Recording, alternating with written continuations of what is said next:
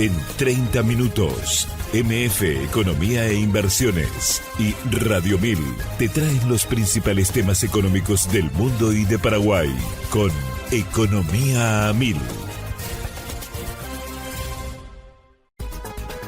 Este podcast es presentado por la Bolsa de Valores de Asunción, promoviendo los valores del mercado. Muy buenos días, bienvenidos a una emisión más aquí de Economía 1000. Muchas gracias por la compañía de todos los días. Quien me acompaña también, Ada Caballero, y quien les habla, Prince Otto. ¿Cómo estamos, Ada? ¿Qué tal? Bienvenida. Buen día, Prince. Buen día a la audiencia. ¿Todo bien y vos? Acá parece que estamos en el Polo Norte y a punto de congelar, pero acá también de pie, y como nuestro entrevistado de aquí enseguida lo saludamos, pero de momento tenemos que compartir las principales noticias económicas del día. Adelante, compañero. MF Economía e Inversiones presenta las principales noticias económicas de Paraguay y el mundo.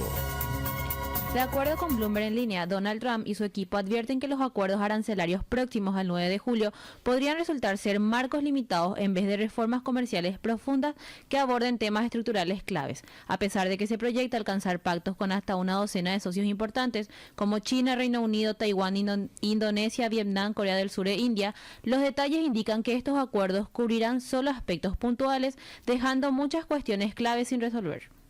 Siempre en el marco de la política arancelaria de Donald Trump, esta vez también Bloomberg en línea da cuenta que el lunes, o sea, entraron en vigor nuevos aranceles. Los vehículos británicos exportados a Estados Unidos pasan a tributar un 10% en reemplazo del 25% aplicado durante la era Trump. Y también beneficiando a marcas como Jaguar con una cuota de hasta 100.000 automóviles al año. Del mismo modo, productos aeroespaciales como motores y piezas de aviones producidos también en determinados países quedaron exentos del arancel del 10% efectivo desde las 5 en Londres. ¿Más información, Ada? La actividad manufacturera de China mejoró por segundo mes consecutivo en junio, aunque aún sigue en contracción. El índice oficial de gestores de compras del sector manufacturero subió a 49,7 desde 49,5 en mayo, superando ligeramente las expectativas medianas. Al mismo tiempo, el PMI de los servicios y la construcción avanzó a 50,5 frente a 50,3 del mes anterior, informa Bloomberg en línea. Y ya estamos en compañía de nuestro invitado de hoy. Él es Carlos Sanabria, consultor de riesgo de la consultora Stonex. ¿Cómo estamos, Carlos? Bienvenido. Muchas gracias por estar hoy. Prince, un gusto estar contigo y con Ada nuevamente. Un placer, ya casi inicio de julio con bastante frío y muchas noticias por sobre todo. Totalmente, y esto que estábamos compartiendo con Ada sobre las informaciones en torno a las decisiones del presidente de Estados Unidos, que también tienen mucha incidencia en los mercados internacionales, y obviamente la parte agrícola no escapa de esta situación. Podemos hacer una suerte de recuento, Carlos. Te tuvimos hace como un mes atrás y era básicamente un escenario, y después de varias semanas se presenta otro escenario muy cambiante y con altísima incertidumbre. Justamente, yendo un poquito a lo que comentó se está hablando de ciertos acuerdos entre Estados Unidos y varios países. El principal socio comercial desde el punto de vista agrícola es China, donde sí se habla ya de un acuerdo, pero todavía no hay datos bien certeros de exactamente qué va a contener ese acuerdo. Entonces toda la parte agrícola está todavía muy en veremos. Sí se espera de que sea algún arreglo donde China cumpla con ciertas compras o algo parecido a lo que realmente se había planteado en el 2018, pero todavía está muy en veremos.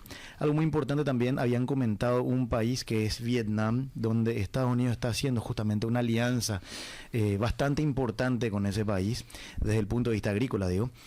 Sí hay ya un acuerdo de compra de harina de soja, y también hay un producto que se llama el E10, que es el I10, que es un blend, es una mezcla de nafta con 10% de etanol.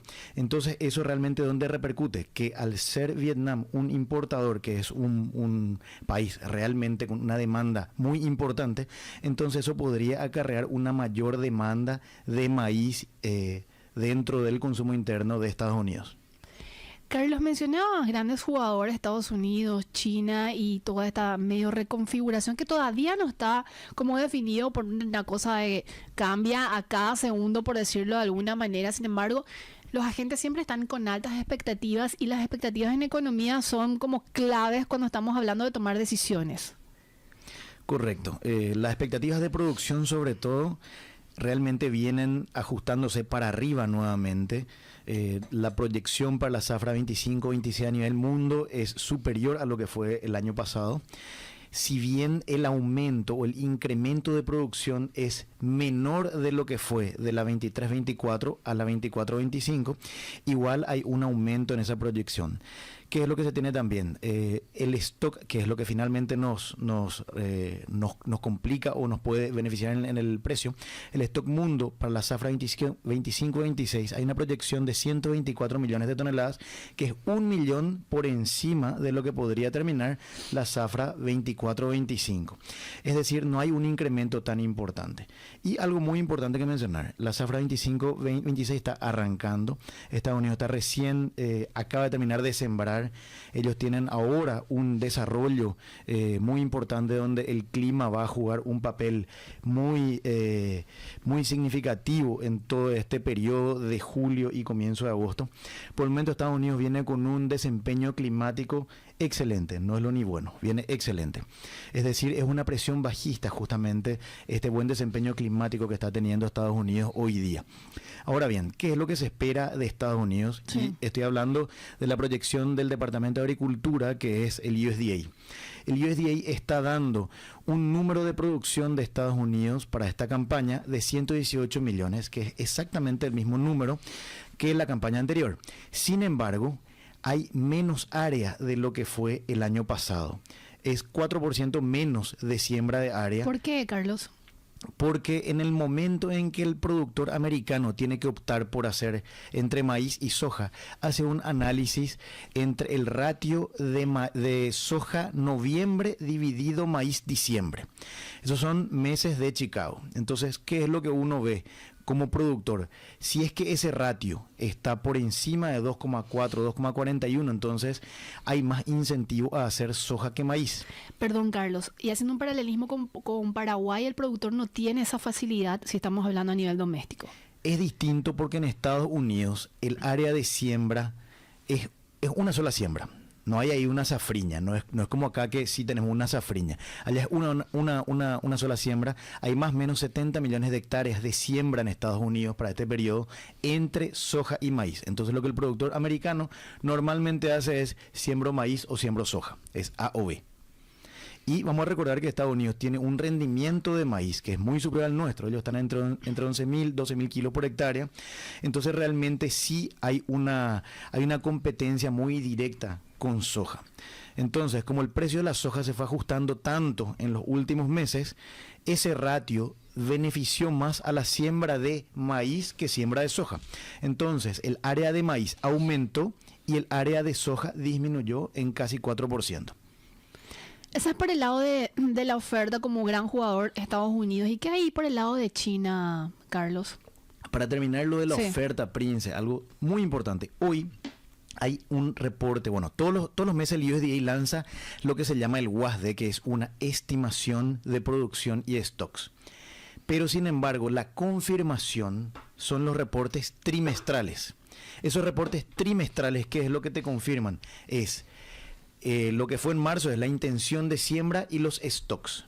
Y ahora, justamente hoy, a la 1 de la tarde, vamos a tener la siembra confirmada y stocks.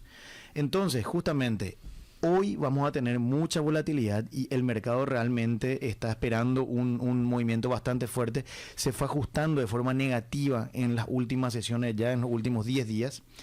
Entonces, el mercado realmente lo que está esperando es que posiblemente tenga un leve incremento en soja. Leve incremento, yo me refiero a más o menos 400.000 hectáreas, algo así. Pero más incremento en maíz. Entonces ambos cultivos vienen presionados justamente por el lado de área en Estados Unidos. De todos modos, esperemos hoy el reporte trimestral, un reporte que realmente mueve muchísimo, donde vamos a tener la confirmación de área y stocks confirmados a lo que es el mes pasado. Carlos, antes de pasar por el lado de la demanda, cuando hablas de stocks, ¿cómo se calcula o se estima eso? Y mencionabas que es importante también para la fijación del precio o cómo se vaya moviendo la cotización también del producto. Normalmente todos los meses nos basamos en el WASDE, ¿verdad? Que Sí. es la estimación de stock y eso se va ajustando todos los meses.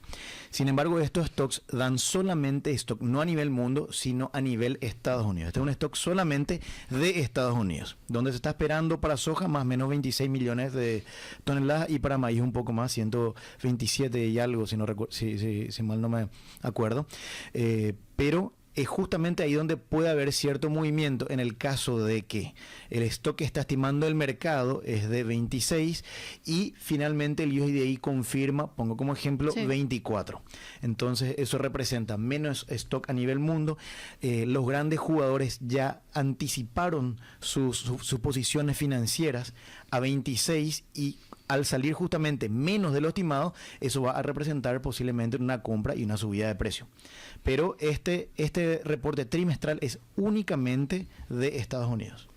China, como jugador importante también, China- dentro de la oferta y la demanda, Carlos. China dentro de la oferta en parte, pero más bien dentro de la demanda. China tiene una producción entre 20 y 21 millones, que es prácticamente un área que no se mueve de China. Tiene ciertas variaciones todos los años, pero más bien por una cuestión climática, no por movimiento de área. Sin embargo, China representa todavía el 60% de la importación de poroto de soja al mundo. Entonces, cuando se habla de la demanda, se habla principalmente de China. ¿Qué es lo que tenemos? Hay un gráfico bastante interesante que muestra justamente un incremento del PIB de China desde el año 2000 hasta el 2018, que viene con una correlación totalmente directa con el consumo de soja desde el año 2000 hasta el 2018. ¿Qué es lo que nos recordamos desde el punto de vista económico de China de esa época? Que China empezó a tener un incremento muy interesante en el Producto Interno Bruto, tuvo incluso tasa del 10-12% de aumento del PIB. Eso representa para la clase media de China un cambio de su cultura alimenticia. Entonces, la clase media china se empezó a agrandarse y la clase media empezó a consumir más proteína. Ese consumo de proteína viene principalmente del cerdo, de la parte suina, donde el principal alimento es justamente proteína, es decir, harina de soja. Por lo tanto, el consumo de harina de soja se incrementó muchísimo. Vamos a recordar qué es lo que hace China. Sí. China compra producto básico, compra poroto de soja, eso mete dentro de sus industrias y lo transforma en subproductos que son harina de soja y aceite de soja. La harina de soja va principalmente para consumo animal. Entonces, cuanto más consumo de proteína tenga la clase media, eso va a repercutir en más importación de harina de soja. ¿Qué ocurrió en el 2019? A partir de ahí, del COVID, China entra en una recesión. El incremento del Producto Interno Bruto de China empezó a sentirse realmente con un revés muy importante. También hubo cierto inconveniente desde el punto de vista inmobiliario en China, que representa... Que sigue, por cierto. Que representa un porcentaje que realmente puede mover la economía. ¿Y qué es lo que hace entonces? El gobierno de China está empezando a inyectar justamente para que esa desaceleración no sea tan fuerte. Entonces, todo eso va repercutiendo justamente también en el consumo o en la importación de poroto de soja. A pesar de que el USDA está proyectando para el año que viene, o sea, para esta zafra 25-26, una importación de 112 millones de toneladas por parte de China, ese incremento es mucho más bajo de lo que fue justamente en el periodo del 2000 al 2018. Entonces China sigue siendo un factor importante, pero ya no es más el principal factor como era antes, o el motor absolutamente de todo lo que sea el aumento o el incremento de uso de soja a nivel mundo. Sigue siendo el 60% de la importación, pero hoy día ya se está pensando en una demanda distinta, como ser justamente el uso en biocombustibles, que es algo que también está sonando muy fuerte, sobre todo en Estados Unidos. ¿Por qué? Porque haya más oferta de harina, yo voy a consumir más carne. No es una relación directa. Entonces, ese consumo de harina que está teniendo China está prácticamente hoy día estancado o con un aumento muy leve. Que es lo que finalmente hacen los mercados, reacomodarse ante escenarios, ¿verdad, Carlos? Imagino, porque cuando ocurren este tipo de situaciones que escapan, vamos a decirle, de las decisiones que pueda tomar un gobierno y seguir la misma dinámica de comercio, cuando un factor te cambia, obviamente hay que buscar alternativas, si es lo que está haciendo, imagino, Estados Unidos con esto que estás diciendo el componente del biocombustible. Sí, es muy interesante. Justamente Trump hace 2 viernes, si mal no recuerdo, hace 3 viernes, había hecho un cambio en la política de uso de biocombustibles. Eso hizo justamente que el precio del aceite de soja vaya límite arriba, tanto ese viernes como el lunes siguiente. Hubo un aumento muy importante también de la soja y de los demás aceites, acompañando justamente esta decisión. ¿Por qué? Porque se vio una expectativa de incremento para uso tanto para el 2025, 26 y 27. Entonces, la demanda de Estados Unidos realmente viene bastante fuerte, pero más por el lado del aceite que por el lado de la harina de soja. El comercio Estados Unidos-China en materia de importación, si vamos por el ahí nos ubicamos en China, ¿de qué país proviene mayormente su importación cuando estamos hablando de la soja? ¿De Estados Unidos, Carlos? De Brasil. Brasil ya hace varios años le sacó el puesto a Estados Unidos y ya es un puesto que prácticamente va a ser imposible de recuperar debido al incremento anual que tiene Brasil todos los años. Brasil hoy día es el gigante que está creciendo cada vez más. Brasil ¿A cuánto más o menos en variación anual? Brasil Carlos? crece casi un Paraguay al año. Impresionante. Es impresionante lo que está teniendo Brasil para crecer. E incluso hay un informe que tenemos nosotros, Brasil tiene 26 millones de hectáreas solamente de pasturas degradadas que podrían ir pasando a agricultura. No digo que va a pasar todo a soja, pero estaría pasando a agricultura en los próximos años. Y Brasil, ¿qué es lo que tiene? Brasil tiene una proyección que todos los años es prácticamente superior a la campaña anterior. La campaña incluso esta que estamos terminando, Brasil estaría terminando su producción en más o menos 169 millones de toneladas. Sin embargo, la primera estimación para la campaña 25-26 es de 175 millones de toneladas. Es superior a lo que se tuvo este año. Entonces, algo muy importante, no se sabe todavía cuánto va a crecer Brasil en área. Entonces, ese es el número que realmente está esperando el mercado y para ir afinando más o menos para dónde o cuánto sería la estimación de producción que tiene Brasil. Esto que mencionabas de un crecimiento sostenido por parte de Brasil, Carlos, ¿es una explicación, algún fenómeno? Creo que ya te consulté eso en algún momento, pero ¿es un fenómeno que está ocurriendo en ese país, en el vecino país, para que tenga este crecimiento tan importante cada año? Y hay una cuestión, Prince, de espacio, de área, ¿verdad? Estados Unidos, bueno, ya no tiene más área, China ya tiene áreas limitadas, Paraguay incluso tiene bastante limitado nuestro crecimiento, iría más por el Chaco que por la región oriental. Sí. Acá ya en la región oriental ya hay ciertas mudanzas o ciertos cambios, de repente algo que se va rotando con arroz, pero no es mucho. Sin embargo, el Chaco sí tiene más potencial, pero en la mayoría de los países ya hay un techo, digamos. Entiendo. O un techo o algo que va incrementándose pero muy levemente. Sin embargo, Brasil es un país muy grande con una extensión muy amplia donde todavía hay demasiada área por crecer. Incluso hubo un cambio de política, creo que a partir de no me acuerdo de qué año, Bolsonaro justamente había habilitado ciertas zonas del nordeste donde no se estaba plantando, habilitó justamente para la agricultura mecanizada. Muchos paraguayos incluso tienen inversiones allá. Entonces, el corredor de puertos hoy día de la zona norte se volvió como principal salida de granos de Brasil. Entonces, hay mucho producto, por ejemplo, de la zona de Mato Grosso, que está yendo incluso para los puertos del Arco Norte más que para Nahuay Santos.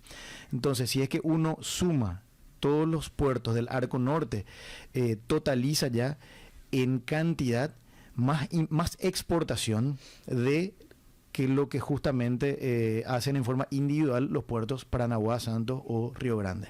¿Qué otros productos se producen más, vale el juego de palabras, en Brasil, aparte de la soja como casi estrella, o si podemos decirlo estrella también, ¿verdad?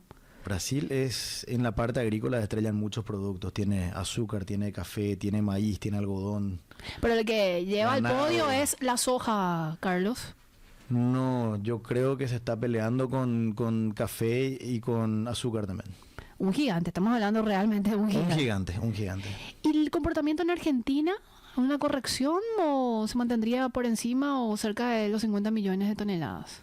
Argentina para esta campaña realmente tuvo muchísimos cambios. Esta campaña que está finalizando ahora, Argentina tuvo una proyección inicial de 50 millones, creo que era 49.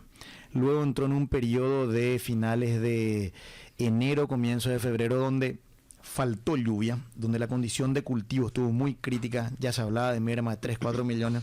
De repente las lluvias llegan, pasa todo de nuevo. Luego Argentina tuvo un exceso de lluvia. Salían en Twitter todas las fotos de los bolsones, de los silos bolsa bajo agua, los silos bajo agua, etcétera. Se pierde producto. Finalmente no pasó absolutamente nada. Hoy se está teniendo un rendimiento promedio de 2.980 kilos por hectárea, que es un rendimiento bastante bueno. Entonces eso daría más o menos 50 millones de toneladas de producción final para Argentina. Ahora bien, ¿qué tiene Argentina? Argentina tiene unas retenciones que son muy altas, que le pegan de forma directa al productor. ¿No hubo una revisión en las últimas semanas, Carlos? Hubo una revisión a la baja. Sin embargo, sigue siendo muy pesada. No. La revisión fue la siguiente. Sí. Se disminuyó 7%, de 33 pasa a 26% las retenciones. Entonces el productor argentino tuvo más incentivo para vender producto, aprovechando esas retenciones. Esas retenciones justamente vencen hoy, es hasta el 30 de junio. A partir de mañana vuelven la retención al 33% nuevamente para el productor argentino.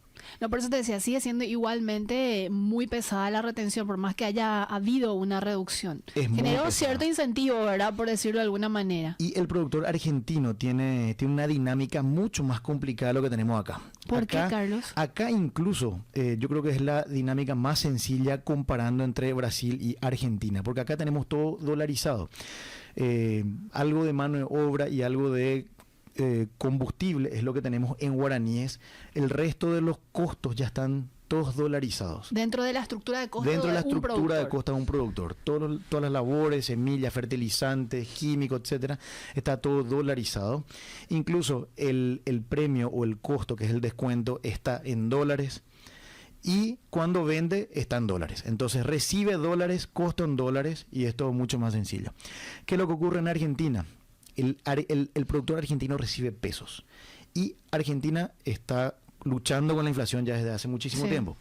Entonces el productor argentino tiene que ser en cierto modo economista, justamente como para analizar la tasa de interés de los bancos, los warrants, la inflación, porque no le compensa tener toda su plata en dólares y que eso que tenga en banco vaya perdiendo valor mes a mes, y el tipo de cambio. Entonces en el gobierno anterior justamente habían muchos que se le llamaba no me acuerdo el término, era tipo dólar soja 1, dólar soja 2, dólar soja 3, que eran tipos de cambio que incentivaban a los productores justamente para poder vender producto.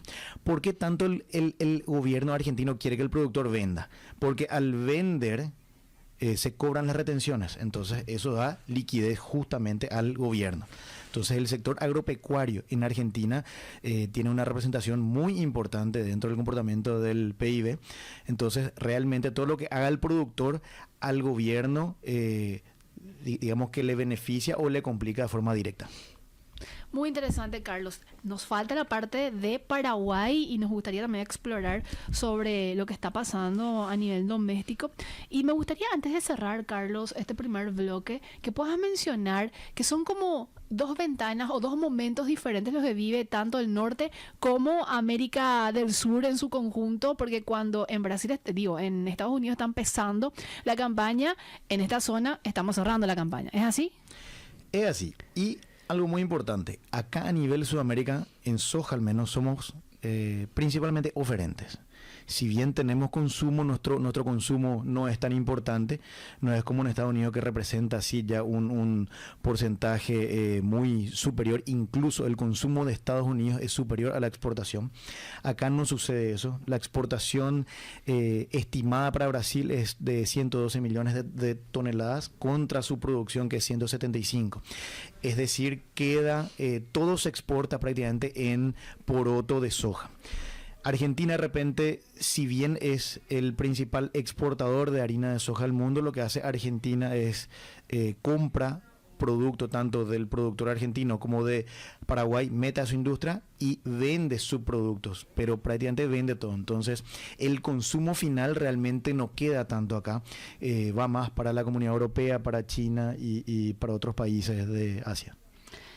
Vamos a seguir, Carlos, porque también me gustaría explorar el tema de Chicago, cómo se fijan, no se establecen los precios y si Paraguay también se supedita también a esta pizarra internacional. ¿Te parece? Perfecto. Vamos a seguir con Carlos Sanabria, consultor de la consultora Stonex, hablando sobre todo este mundo del mercado agrícola muy interesante. Vamos a la primera pausa y a la vuelta seguimos con más Economía 1000.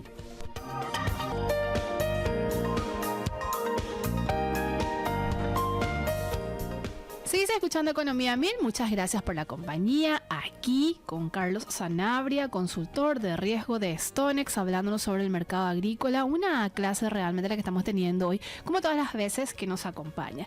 Y Carlos, quiero hacer un paréntesis porque es necesario que le enviamos un saludo muy especial a Larisa Barbosa, quien nos está escuchando y bueno, destacando tu presencia también, así que muchas gracias. Qué grande, gracias Lari. Sí, Lari es compañera tuya, así Correcto. que de Stonex y gracias, porque la idea siempre, y de hecho la solemos tener también aquí en el programa, es seguir impartiendo, compartiendo conocimientos sobre economía y de indicadores muy importantes cuando estamos hablando de sectores también como la agricultura. ¿Es Una así? genia Lari que está justamente al mando de todo lo que es la parte de inteligencia de mercado de Stonex. Y también querías enviar un saludo especial vos, Carlos. Un saludo especial a mi abuelita, 97 años, que sigue el programa todos los días a las 11. ¿Cómo se llama? Se llama Pituca. Pituca, un saludo muy especial a Pituca. Así que aquí representándote Pituca, Carlos Sanabria, ¿está bien? Sí, gracias. Bueno, tenemos que seguir con informaciones aquí también en Economía 1000. Vamos a nivel regional a... Perdón, te voy a compartir la cifra del día que es importante porque también invita a la gente a seguir escuchando Economía 1000 de otros capítulos y esta vez que compartimos 100.000 comercios en Paraguay ya aceptan pagos con tarjeta en 2025, una cifra que contrasta fuertemente con los 30.000 comercios registrados hace apenas 3 años. Este crecimiento fue el resultado directo de una estrategia de innovación tecnológica, explicó Aníbal Corina, gerente general de Bancar. Si te interesa descubrir más detalles, podés escuchar el podcast completo en Spotify, búscalo en el perfil de Economía 1000 y mantenete al tanto de todo. Y ahora sí, información regional, nos trasladamos hasta Brasil. De acuerdo con Agencia Brasil y Argentina podrán excluir hasta 150 partidas de la tarifa externa común del Mercosur hasta 2028, mientras que Uruguay amplía su lista de 225 a 275 hasta 2029 y Paraguay de 649 a 699 hasta 2030. Esta excepción permite que productos cuya exportación representa menos del 20% del total para un país del bloque o que no superen el 30% de las nuevas partidas por capítulo de la nomenclatura común del Mercosur quedan liberados o reduzcan tarifas.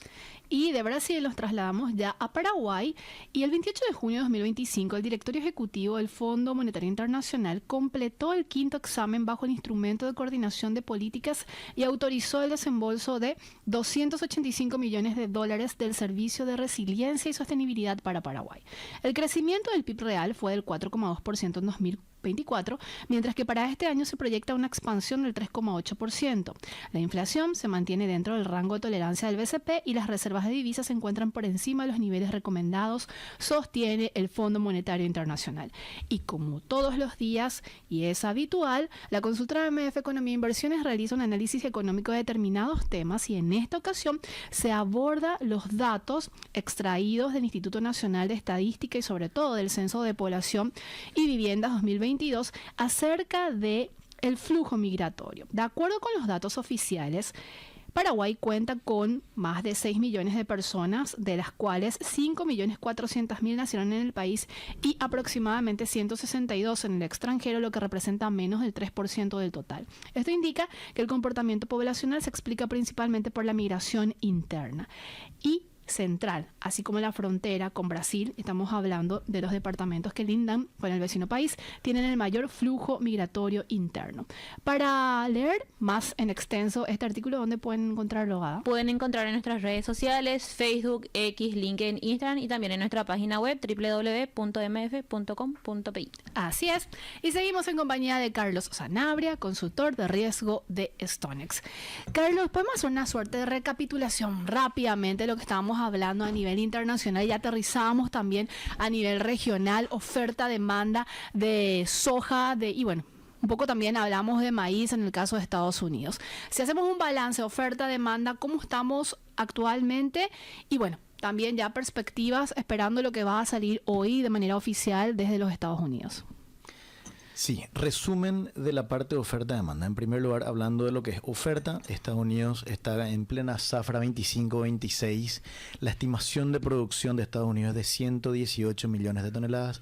Ellos acaban de terminar de sembrar. Ahora, este dato 118 es muy importante porque este número de producción es exactamente igual al del periodo anterior, sin embargo con menos área. Por lo tanto, para que se cumpla esta estimación del Departamento de Agricultura de Estados Unidos tiene que tener un rendimiento de más de 3.500 kilos por hectárea para confirmar esa producción. En el caso de que en algún lugar, en algún estado de Estados Unidos haya algún inconveniente climático, ya sea por exceso de temperatura, falta de lluvia o exceso de lluvia incluso, entonces podrían tener algún que otro quiebre o merma en esos estados. Eso llevaría justamente a menor producción, por lo tanto a menor stock finalmente en Estados Unidos. Vamos a recordar que el stock de Estados Unidos se está estimando en 8 millones de toneladas, que es un stock relativamente ajustado, no es un stock holgado, teniendo en cuenta el incremento que ellos están teniendo en el crashing o en la industrialización interna. Después, por el lado de Sudamérica, tenemos a un gigante que es Brasil, con una proyección de 175 millones para la campaña 25-26. Brasil es el gigante que está aumentando o incrementando área de siembra todos los años. Brasil, además, es el principal exportador de poroto de soja al mundo. Luego le tenemos a Argentina, que está terminando la campaña 24-25 con una producción estimada de más o menos 50 millones de toneladas. Argentina, Paraguay son países que prácticamente no hacen tanto aumento de área, principalmente Argentina. Paraguay todavía tiene un poquito más de espacio. Y en lo que es Paraguay sí tenemos una proyección de 11 millones para la campaña siguiente. Esta es una proyección totalmente de algo que se va a empezar a sembrar recién a partir del 1 de septiembre.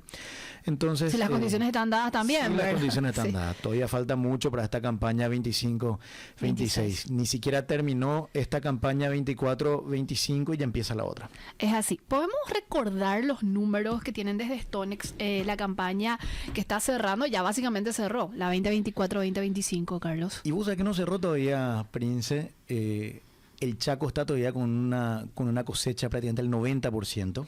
Recordando que empezó, vamos a decirle, los momentos son diferentes. El periodo de siembra del Chaco es a partir de finales de diciembre y principalmente enero. Entonces el periodo de cosecha de soja del Chaco es posterior a lo que es incluso la safriña de la zona oriental. Entonces, ¿qué es lo que tenemos? Hay una comercialización a nivel país que está en torno al 76% de soja. Es una comercialización que es más baja respecto a los años anteriores, a la media de los últimos 5 años. ¿Debido a qué, Carlos? Y principalmente porque, bueno, ya voy a hablar de lo que es basis enseguida. El productor no estuvo agarrando unos basis que le fueron muy beneficiosos para la comercialización. El precio promedio de esta campaña, incluso entre los movimientos de Chicago, los movimientos de basis, está entre 320 a 350 dólares por tonelada. No hubo mucha variación en precio final, en el precio flat, en lo que realmente recibe el productor. Vamos a recordar de dónde sale el precio del productor paraguayo. Sí. Es la pantalla de Chicago, porque como es un commodity, la soja es un commodity, es un producto en estado natural y lo principal de todo es que cotiza en bolsa. como es un commodity, tiene un precio internacional donde no solo están los productores y los consumidores, sino los que realmente te mueven el precio, los que te traen esa volatilidad o ese combustible para que realmente fluctúe el precio, son los fondos de inversión. Entonces nosotros estamos dentro del esquema financiero mundial. Todo lo que ocurre dentro del mundo repercute de forma directa en nuestros mercados, no solamente por una cuestión de oferta y demanda, sino por un movimiento de capitales que van de una bolsa a otra o de un producto a otro. Entonces tenemos en primer lugar el precio de pantalla de Chicago y hacemos un más menos el basis. ¿Qué es el basis? Sí. Hay muchos productores que le llaman costo, otros le llaman premio, etcétera. Es el descuento logístico / comercial que se recibe en cada puerto. ¿Por qué se le llama premio? Porque normalmente el importador oficial, que viene a ser el 60%, como bien mencionamos, que es China, ellos pagan un premio en centavos por encima de la pantalla de Chicago, entonces pagan un premio. Al restarle todos los costos logísticos, todo lo que sea navío, puertos, etcétera, termina siendo un costo para el productor. Ese costo hoy día estamos teniendo, para que tengas ideas, sobre la pantalla de septiembre, menos 30, menos $32 por tonelada. Es decir, a mi pantalla de Chicago, yo tengo que hacer una conversión a dólares por tonelada, eso le resto menos $32 y hoy día el productor recibe más o menos entre 320 a $325 por tonelada si liquida hoy su posición. Este premio basis, o como le denominaste también, y depende de qué lado se ponga o quizás cómo lo considere, ¿es oportuno o no si lo comparamos incluso con promedios de meses anteriores o de campañas anteriores, Carlos? El basis tiene un comportamiento histórico que es relativamente constante, que es lo que se ve como el basis no es algo solo de Paraguay, es internacional, pero nosotros tenemos una correlación con los puertos principales de la zona de Rosario o de Paranaguá. Sí. Entonces, ¿qué es lo que se ve? En el periodo de zafra, o cuando realmente nosotros tenemos una oferta muy importante, hay una presión por parte del basis que suele ser negativo. Suele ser más negativo que en el segundo semestre. ¿Por qué? Por una cuestión de comercialización o de ya venta o de uso, etcétera. Entonces hay menos oferta en el segundo semestre y normalmente el segundo semestre muestra un basis que es positivo incluso. El año pasado algunos productores, los que pudieron aguantar con su producto hasta septiembre, agarraron un basis de 50 a $55 por encima de la pantalla de Chicago, es decir, un basis positivo. Hoy estamos en un basis negativo de menos 30, menos 32, y esta campaña 24-25 tuvo momentos donde realmente el basis hizo guiño y dijo, ahora tómame. Llegó incluso a estar en paridad, o sea, en 0 o en menos 2, menos 3, donde tuvo momentos muy cortos, donde aquellos que realmente tomaron esa posición hoy día están ante una ventaja versus los que no tomaron. ¿Por qué hay muchos productores que no agarran ese precio? ¿Por qué? Porque hay veces que dicen, bueno, ¿y qué pasa si yo no tengo producto?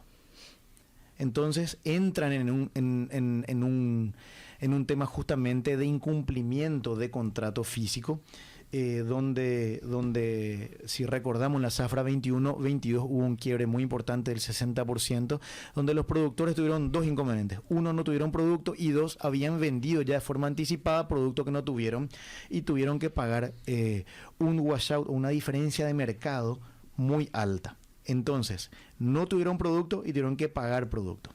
Ahora bien, ¿qué es lo que se puede hacer para eso? El productor, en primer lugar, sabe que no va a producir nada. O sea, ese de tener una producción cero es imposible. Entonces puede ir partiendo justamente. Yo digo, bueno, el 20% puedo ya anticipar teniendo en cuenta este basis que estoy teniendo ahora de menos 2 o de paridad incluso. Entonces yo tomo ya cierta parte del volumen estimado. Si durante los últimos 10 años yo tuve un promedio de 2.900 o 3.000 kilos por hectárea, entonces puedo hacer el 20% de eso. Pongo como ejemplo. Entonces, qué sé yo, tiro 500 toneladas que yo ya puedo ir justamente con este basis interesante. Entonces yo voy agarrando ya por parte. Por otro lado, para la parte justamente de precio de Chicago, ¿qué ocurre en el caso de que yo, encima que no tengo producto, fijo y el precio sube? Entonces tengo una doble pérdida por una cuestión de cantidad y por precio. Así es. Entonces, ¿qué es lo que se puede hacer para eso? Hay herramientas financieras que hoy día están a la mano del productor. ¿Cómo cuáles, por ejemplo, Carlos? Hay un mal llamado seguro de precio, que en realidad es una compra de put, es una opción financiera, donde lo que hace el productor es agarra un nivel de Chicago, no compromete su físico y se queda justamente con esa posición. En el caso de que el mercado caiga por debajo de ese nivel de Chicago, el productor queda vendido a la posición que tomó. Y en el caso de que el mercado suba, puede participar incluso de esa suba. Es una herramienta sin riesgo, pero sí tiene un costo. Entonces, ¿qué es lo que se está haciendo ya para la campaña 25-26?